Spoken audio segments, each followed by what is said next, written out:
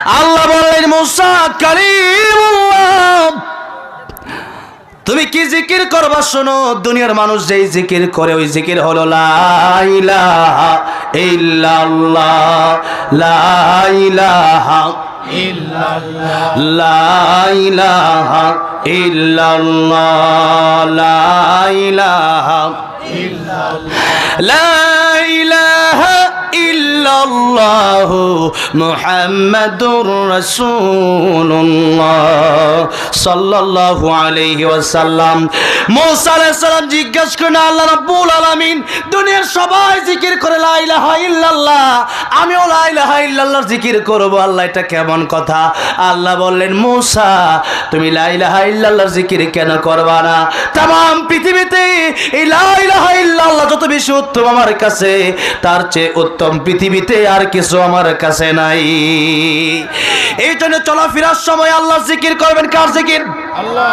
ইয়া আইয়ুহাল্লাযীনা আমানু যকুরুল্লাহা যিকরান কাসীরা ওয়াসাব্বিহুহু বুকরাতান ওয়া আসীলা। রাস্তাঘাটে চলার সময় শুধু আল্লাহর জিকির করবেন, জিকির করবেন। জান্নাতে যাওয়ার পরে সবার অবস্থান একরকম হবে না, বরং যার ইবাদত যত বেশি, যার ইবাদত যত খালেস ইখলাস বেশি, তার জান্নাতের মাকামটাও তত বেশি। নবী বলেছেন আমি থাকবো জান্নাতুল ফেরদাউসে। কোন জান্নাতে? জোরে বলেন। ইন্নাল্লাযীনা আমানু وعملوا الصالحات كانت لهم جنات الفردوس نزلا خالدين فيها لا يبغون عنها حولا। নবী বলেছেন এই জান্নাতুল ফেরদাউসের কথা আল্লাহ বলেন সূরা কাফের শেষে, এই জান্নাতুল ফেরদাউসে থাকবেন। নবী বলেছেন তোমরাও দোয়া করার সময় দোয়া করবা আল্লাহ আপনি আমাদেরকে জান্নাতুল ফেরদাউস দিয়েন। কোন দোয়া?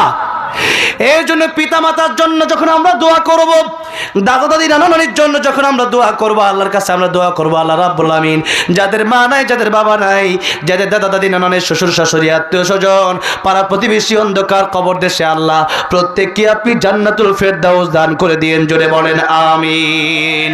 আপনাদের বুঝি কষ্ট হচ্ছে নাকি? বলেন কষ্ট হলে আপনি আমাকে বলবেন। কুষ্টিয়া এক জায়গায় গেলাম মাহফিলে, কুষ্টিয়া থেকে আমরা বললো হুজুর সভাপতি সাহেব হুজুর ঘুমে ধরছে। আমি বললাম কেন? হুজুর 2 দিন ব্যাপী মাহফিল, তো আপনি আসছেন শেষের দিন, তো এখন শেষ মুহূর্তে আর কত ওয়াজ শুনুন, কালকে থেকে ওয়াজই শুনছি। আমি বলি ঠিক আছে ওয়াজ শেষ করতে ঘুমে টুমে দৌড়লে একটু আমার বইলেন নাকি বলেন। আমিও সেই 5 দিনের সফরে আসছিলাম, প্রায় 4 দিন আগে বের হলাম সিরাজগঞ্জ, এরপরে গতকাল ছিল বগুড়া। এই বগুড়া